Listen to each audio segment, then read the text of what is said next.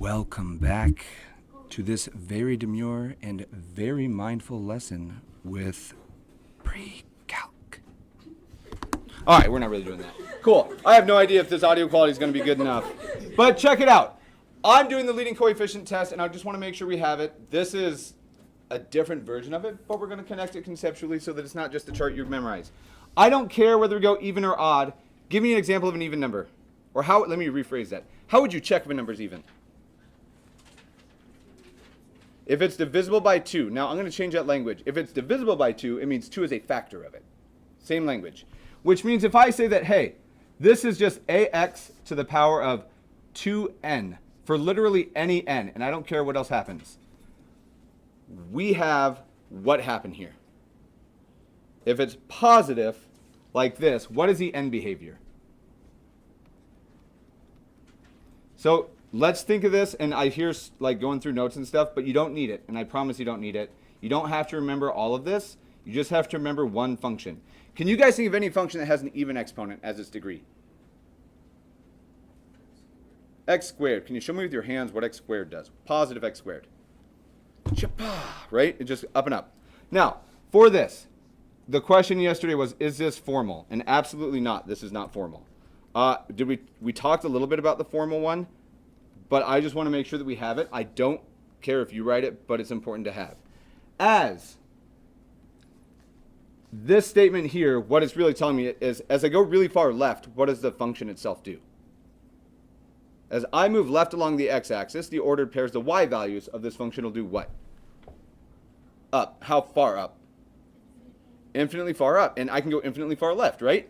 So when we're looking at this, what this statement will read, this is the informal version, we would simply say as x approaches, and that's what this arrow literally means, negative infinity, my function, p of x, only for polynomial, it's normally going to be f, so nothing crazy there. What did you guys just tell me it approaches? Positive infinity. So that says up and to the left. That's the formal version of this. Now, I could write another one right here that says as x approaches positive infinity, the values of p of x approach what number? As you go really far to the right, what happens? Positive infinity. So whether I go to really far left or really far right, I get the same thing, right? Check it out. I can fix this. As I approach negative or positive infinity, or plus or minus, the values of p, whatever function we're dealing with, just go up. This is the true formal statement of it. Okay, that's one example or one possibility. P of x is positive a with an even exponent. What's the other possibility? Positive a with what?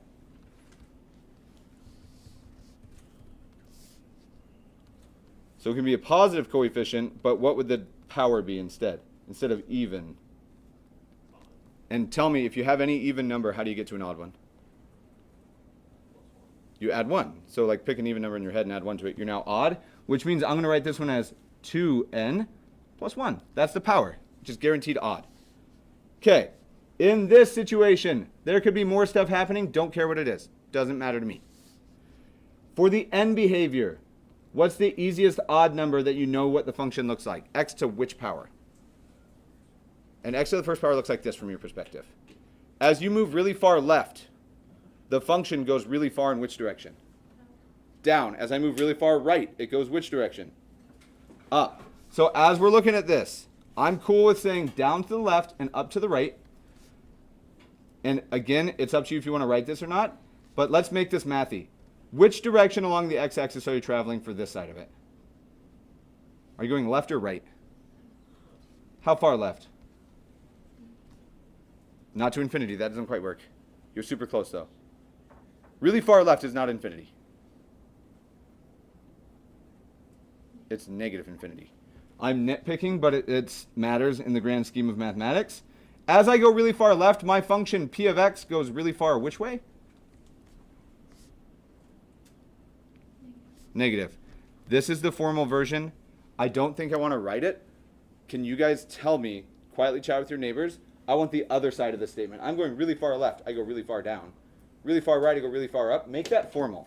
The language literally says, as x approaches, blank, p of x approaches, blank. I'm going to give you like 15 seconds. I'm going to call on somebody random once I find my yellow calculator.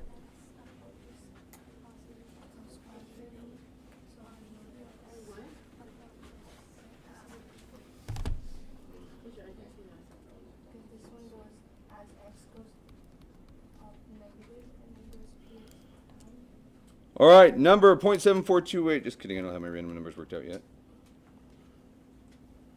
Gosh dang it. I'm just going to call on everybody. Huggins, as you move really far to the right, that's approaching positive infinity. What does the function do, the y values?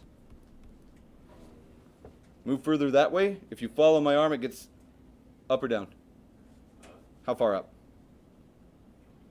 Good. P of x approaches positive infinity. Now, this is two statements, right? But check it out. We could switch it. Could I make this plus or minus? And notice the order matters. As I go really far to the left, I get negative infinity. As I go really far to the right, I get positive infinity. I can just make them match. I can cover both statements by doing that, as long as we're aware that the order matters. Now, these statements, I'm not going to make you write. I love them. They're good statements. But I want you to at least have that knowledge. Okay, this other situation, we're just going to do the arrows. If we have a negative leading coefficient, and we'll do even here again, a to x to the 2n, plus who cares? If it's a negative leading coefficient, the n behavior will do what for something with an even power? What do you mean switch?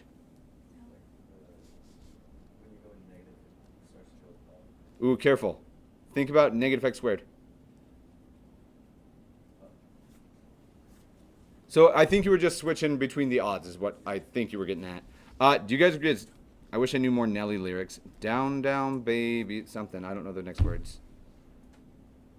Something in a Range Rover. I don't know the word. We'll look it up. No, we won't. I will. All right. One last possibility is this guy with an odd. And I know that we talked about all this stuff yesterday. I just think it's important that we were able to think about this in more than one way. Plus dot, dot, dot. What's the end behavior here if it's an odd and it happens to be a negative leading coefficient? Say it again. So be more specific. Up and... So down to the right. So down and right. And up and left. Okay. This one, you don't have to write it, but I do want to show you something that does happen, and I may do this. I'm going to think about this for a second. I can approach positive or negative infinity here, to the left or to the right. And I want to think about what the function does, and we'll see something that I don't think you've ever seen this sign before, but maybe you have. As I move really far left on this function, we'll go left, which is the bottom half. As you go really far left, what happens? Further left, you go up with this example, right? So in your perspective, I think it's this. As you go further right, you go down. Now, notice, I have left on the bottom and right on top, plus and minus. If I look at just the positive, as I go really far right, I go downward, right? So that'd be negative infinity. But if I go really far to the left, it'd be positive infinity. Do you guys see what I'm saying? So you guys have probably written plus or minus. And by that, I mean you better have written plus or minus. How many of you guys have ever written, however, minus or plus? Same thing, right? But it feels really unnatural. But it allows us to really easily write a bunch of formulas in one. If x approaches positive infinity, p of x approaches negative infinity. It's just telling us both sides of this. Cool. All right. Beyond that, we talked about roots. I'm not going to write that all down again. Our favorite F word shows up a bunch. I'm going to make one more observation. We did some division, and then I'm going to give you guys like 20-ish minutes to work on some homework, and we're going to do some more division. Cool. Okay, here's what I want us to think about. I'm going to go to Desmos for just a moment. A hot minute, some might say. I actually don't like it. I don't like that saying. I just went to YouTube instead of Desmos. Holy muscle memory. Okay, I'm going to graph x to the power of 2n. Let me think here. You know what? We're just going to go n. X to the n. Plus, don't care. Nothing. All right. You know what? I lied. Plus x to the n minus 1, because I have no idea what it's going to be. Plus minus x to the n minus 2. Okay, we're getting a crazy function. You do not need to write this down, but we're going to make some realizations here. Now, I'm going to add a slider, n, and in this, I'm going to do a few things. We're not allowed to have anything but an integer, so I got to step by 1. And the smallest integer that I would ever allow is 1 You know what? Yep, 1 works. And let's say we're not going to get bigger than 50. Indeed. All right. So let's see why this is being all wonky. So this is x to the what? I lied. We're going to do this. We're just going to make it nice. Okay, x to the 1. Real quickly here, how many times does this function turn? 0. Okay, we're just going to let it go. How about, I need more obnoxious examples. Maybe not.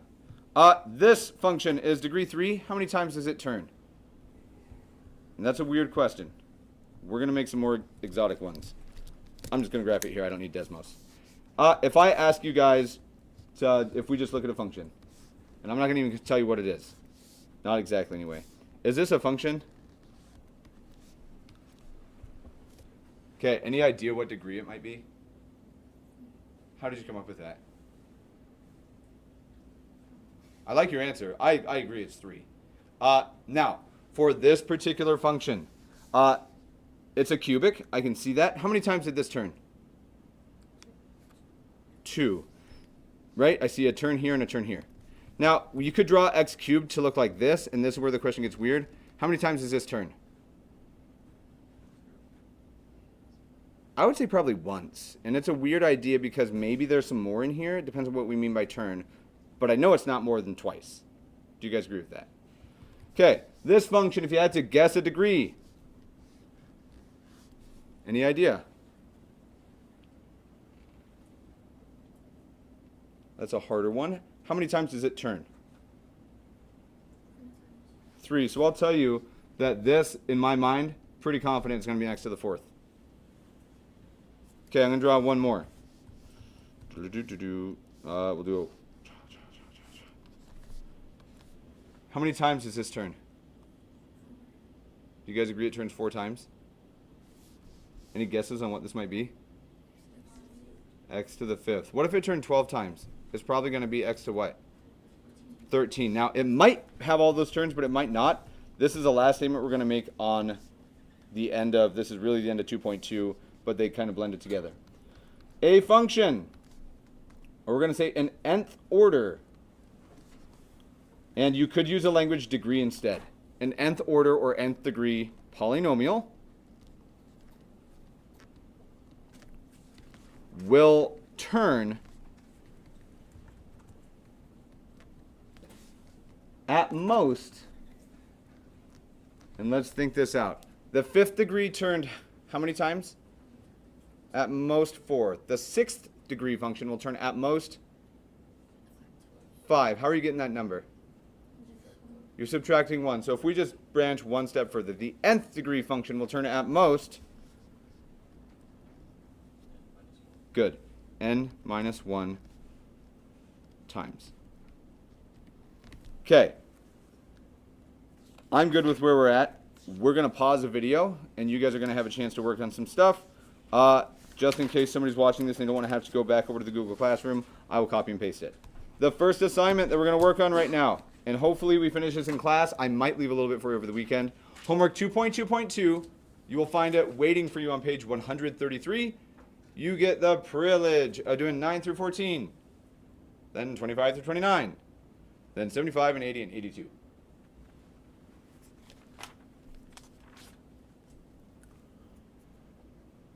All right, and I'm just looking to see if any of these were shortened or if I had any weird comments about them.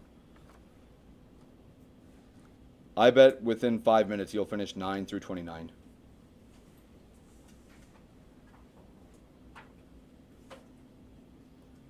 Okay, when you get to 75, you have to plot a couple points. But I'm going to tell you, I would prefer, not require, but I would prefer if you use a number line approach that we talked about yesterday. Cool. I'm going to give us, let's see where we're at in 15 minutes. Okay, we're going to do one more example for anybody watching the video. We are going to graph together number 81, which is not on your assignment, but it's like we've gone through a fair amount of material the last couple days. So we're going to do this one together. On number 81, just as I'm reading the directions, we are asked to do each of the following. Apply the leading coefficient test. Find the zeros. Plot sufficient points. sketch the continuous curve through the points. Okay. That's what we're going to do like every time we graph. So here we go. We have a lovely function waiting for us. F of x is 3x cubed minus 15x squared plus 18x. All right. As we go through this, parts A, B, and C, they work really well together because you do A and then you do B and then you finish it off with part C. But let's check it out. On A, they're asking me to find the end behavior. Now, I'm going to write more than I would if I were you. First off, this thing is in the good format because it's cubed, then squared, and then afterward it's smaller. Can you tell me, is the leading coefficient positive or negative? And specifically, it's a positive what number? 3. I don't really care about the 3. I just care about the positive part of it. Okay. Can you tell me the power or the degree, the order? Even or odd? Why? Because it's a cube, right? 3 is an odd number. Okay. Positive and odd. I don't know what a cube looks like. Maybe. I know what positive x looks like, though. Just x to the first power. Looks like this. Okay, up to which side and down to which side? Is that right? Yeah, that's right from your guys' perspective. Up to the left. Sorry, up to the right, down to the left. Okay. Do you guys agree that like this, I wouldn't actually write? All I need you guys to write is this. End behavior, down to the left, and then it goes up to the right. All right, that's like half the battle. Super hard. All right, realistically, though, this is the harder part.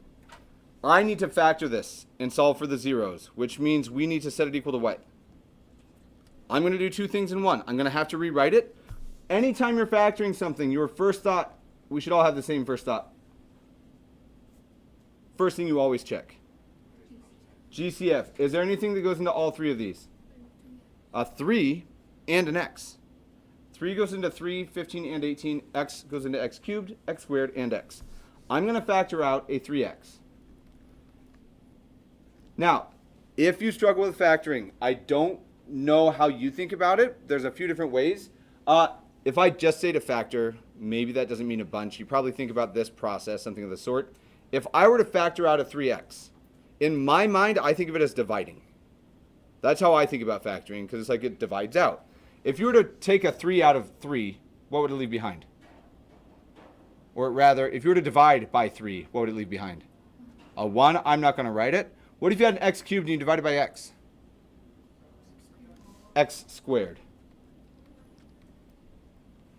Okay, alternatively, if that doesn't sit right with you, you don't like the idea of division, the other thought process that I've suggested people use before is 3x times what gets me to x cubed, and you wind up getting the same answer. It's just a slightly different thought process. Okay, minus what remains when I divide by 3x this second term? Try again. 15 divided by 3 would give me 5, and x squared divided by x. X, good. And then plus, last one. If I factor out an 18, or factor out a 3, or divide by 3, 18 divided by 3 leaves behind a 6, and x divided by x leaves behind no more x's. It's just 6. Okay. I can already see one of my roots. It happens at 0, because this thing is completely factored. I can't factor this one anymore. But we have a trinomial in here. No more GCF. I'm cool with that. JV, what's the next thing we check? If it's GCF is no longer relevant, then we move on to what?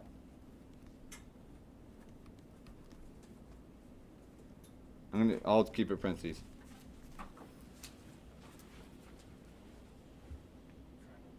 Trinomial. Okay, it is a trinomial. I agree. Fern, what do you want and hope the leading coefficient is on a trinomial? Why? Shortcut. Is it a 1? Oh, bet. Cool. I hate that I didn't leave space. I'm going to do this. 1 x squared times the 6 at the end gives me a 6.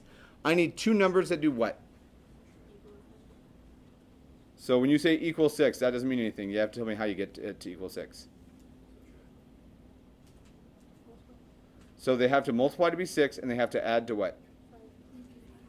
-5. Now you said subtract. I'm always going to think of it as adding the negative, but you're good. Can anybody tell me the numbers? Two numbers that multiply to be positive 6 but add up to negative 5. Negative 2 and negative 3 will do that trick. I'm trying to write really small here. Oh, that's probably the better way to go. Trying to be stubborn with my problem here. All right, that's a good point though. So I did this 6. I said, hey, check it out, negative 2 and negative 3. And those do add up to negative 5. Now remember, the shortcut allows us to save a ton of time. One of my factors is x. And what was one of those two magic numbers? So here's x minus 2. And the other one was negative 3, right? Here's x minus 3. I have completely factored this thing. How many zeros do we just find? 3, and it was a cubic. Weird how that works out sometimes. Okay. Can you tell me the roots or the zeros, the solutions? What value of x makes this factor equal to 0? 0. What value of x makes my second factor equal to 0? Indeed it do. And this last one? 3. Okay. Each of those numbers has a multiplicity of what? So again, a few people that know the answer. Some of you are going, oh, what's multiplicity? That's okay. Let me rephrase it. How many times does each of those roots show up? Multiplicity. That's it. Once. Why do I care about that? Why am I asking? If it's odd, like 1 is an odd number, then I know the graph does something at each of these. It crosses. It crosses and changes sign everywhere. Okay. So if we're just sketching it, you could plot your points and you could make a table. I would rather we didn't. You have a question? Okay, are you sure? Wait, do I have to write this in my homework? No, if you're just following along, I'm fine with it. If you want another example, it's here, but no, definitely don't have to. But if you struggle, you should. Okay, what 3 numbers am I going to write on this number line? 0, 2, and 3. Am I going to take any time to make a nice scale? Not even a little bit. And I am going to try to make it a habit. This is the function f of x that we're dealing with here. Now, just so you guys know, and it's hard to see, but later, whether it's this class, this is a calculus idea, but there's something that we do to a function to get something else, and then maybe we want to compare it with a function that's been changed a little bit. I'm trying to build this intuition for doing it so that when you have calculus next year, this feels natural. All right, I only need one number anywhere in any interval to plug into this to get my ideas. What's the easiest number you could possibly plug into a function? 1. Now, I can plug it in one of 2 places. I'm going to pick 1. And you don't have to write this down even, but I want to pick 1. I'm just going to say, hey, I used it. Now, purely by virtue of my screen, I can't see my original function anymore, right? I want you guys check the original function for me and plug in a 1 and just tell me the number that you get. I really only care if it's positive or negative, but I want to know the number in this situation. Is it positive? Okay, so he gets positive 6. Does somebody second that? I don't know what the original was. 3 times 1 is 3, minus 15 times 1 is negative 12, plus 18 is positive 6. Okay. Here's my suggestion. Yesterday I asked the question about would you plug it in originally or down below. This one oftentimes is easier, especially if all that we care about is a sign.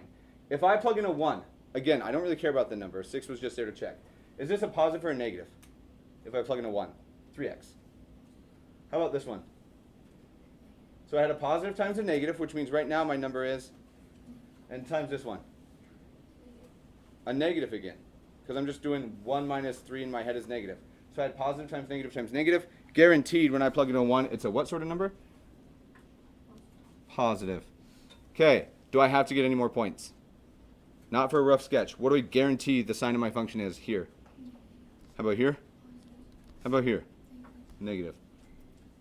I can graph this function, at least roughly, I can sketch it, and let's do so. Would you get a better picture if you actually take the time to get points, like numbers? Your picture would be better, but I just care about the sketch. So as I'm looking here, I need 0, 2, and 3, and a little bit of positives and negatives. So here it is. 0. Here's 2. Here's 3. I'm not even going to bother, and I could. I lied. I will. I lied again. I won't. You don't even know what I'm talking about. This is super crazy. Can you guys look at the original function and tell me the y-intercept?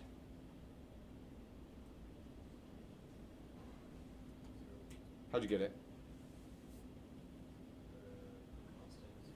Yeah, 3 times 0 plus 15 times 0 plus 18 times 0 is still 0. Okay. In my head, I was thinking whether or not I wanted to show the real y-intercept. I'm going to put roots here, and here, and here. And I know that my function, let's see, we decided it does this at the end, and it does this at the end. I just need to fill in the middle now. Now, my graph is rough, and it's just a sketch. I cross over at 0. So I was negative, now I'm positive. And I stay positive until when? Until 2, and then I cross over. Then I stay positive until 3. Or sorry, stay negative until 3. Boom. I have a cubic function. These peaks and valleys could be bigger, smaller, both. I have a function. I don't understand how you know, like you put the negative and positive signs on the number. So I get to pick any number in one of these intervals. And when we talk about intervals, we have negative infinity to 0, and then 0 to 2, 2 to 3, or 3 to infinity. So I have 4 intervals. I get to pick literally any number that I want. 1 is the easiest. And then I'm going to plug it into my function. You can plug it into the original where we wrote f of x, or because the way that my screen works, I just plugged it into this. We're going to get the same number. Now, once I know it's positive. How do you know if it's positive from the function? So in mine, I did 3 times 1 is positive 3, times a negative, because 1 minus 2, times a negative. Yeah. Alternatively, up here, if you actually just plug in 1, you would get 3 minus 15 plus 18, which is a positive number. Yep. And then I just use multiplicity to my advantage. This is probably pretty close. May not be perfect, but it's pretty close. Okay. I really want to do some more division. I'm going to take off part of your division homework. And by take off part of your division homework, I mean I'm going to take off all your division homework. But I do want to write one more thing about division before we peace out today. Thank you. Cool. I got you. All right. So we're going to pause your homework wherever it's at. 81 is here. 80, 75, and 82. They're all the similar problems. Okay. So this is where it gets really wonky. Because yesterday we did one example of polynomial division. Is that right? Okay, so we're going to kick back over to our notes. Have you guys ever heard the word algorithm? Do you know what it is? Oh, of course you've heard about algorithm. It's YouTube and TikTok algorithm. I bet that's probably where you've heard of it too, huh? Got to feed the algorithm. All right. So an algorithm is just a series of steps. That's it. So when you talk about the TikTok algorithm, like your For You page, there's an algorithm. It's protected intellectual property that says, based on how long you watch a video and blah, blah, blah, blah, blah, what you click on, what you share with your friends, here's what we suggest. And it's a fancy process. Now, in here, division, when we all learned it, we learned stuff in algorithms. Like there's a series of steps, and we checked yesterday, and you guys verified for me. You remember the division algorithm for numbers. So we are going to get in our notes, and this is just continuing on from yesterday's examples, we get the division algorithm for polynomials. Now, for this, I'm not going to be as wordy as I want, but I do want to talk about some pieces. I'm going to write a division problem really quickly, and I want to see if we can make sense of it. If I had the following, and this is a definition, we're going to try to do it without being crazy wordy. If I wanted to take a function and divide it, I'm going to use the following notation. Is it possible that I took f of x and I divided it by something else? And do you remember what we call the thing we're dividing by? The divisor. I'm going to call this lowercase d of x. We did this yesterday, right? Now, we don't normally do it in this method. I'm going to write it out as if it's a real problem, okay? And it's going to feel strange for a second, but check it out. When we do this problem, what goes inside the division box? the dividend. What's the dividend here? So check it out. We're going to say f of x divided by, and what's it getting divided by? D of x. And then there's a whole process that you go through, right, that we looked at yesterday. As long as this isn't 0, and there's a few little things we'll talk about it. But we get an answer in the end. And what do you call the answer to division? The quotient. We'll call it q of x. And then is it possible that work happened, I'm going to say dot, dot, dot, and there was something left over? It's a remainder, but it might be a function, depending on this, because we didn't see it yesterday, but it could be more than just a number. It could be like x plus 4 is left over, which is a function. I'm going to say remainder of this guy, r of x. Now, for this, we just hit them all, but I want to make sure we have it. F of x, the thing that we are dividing, is called the what? Dividend.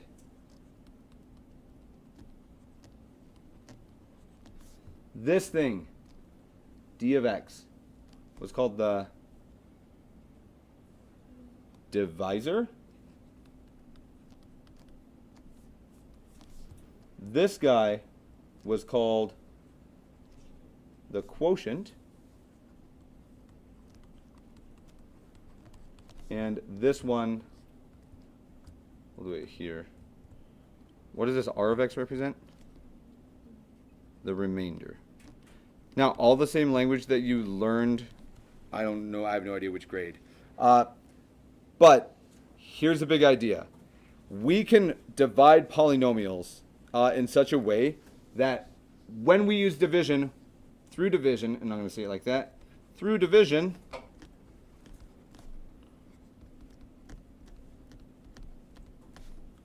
we can obtain a new way to write f of x. And I'm just going to leave it here with obtain, and we'll write it, and this is the last thing that we're going to write today. Okay, let's think about what actually happens with division. If you wanted to check your answer for division, can you use these two things? Like, check the numbers that we did yesterday. What do these verify? Like, what happens with these? You multiply them to get this, right? So what we're really seeing happen here when we think about division with polynomials, but it's the same with numbers, we're just getting fancy with our maths. As we look at it, it means we can write f of x, instead of just writing it as f of x, we can write it as d of x, I think, times what? Q of x. And then in the situation that there might be a divisor, or a remainder, I'm sorry, we'll just add to it r of x over the divisor. Now, I cannot stress the importance of this last statement. I don't know that I want to write it because it's going to be wordy, but check it out. Yesterday we came to a huge conclusion. If the remainder were 0, this term is just gone, right? Which means you've now found me two things that multiply together to make f. Everybody agree with that statement? This is a new way to break something down into its smaller pieces, also known as your favorite F word. This is just factoring.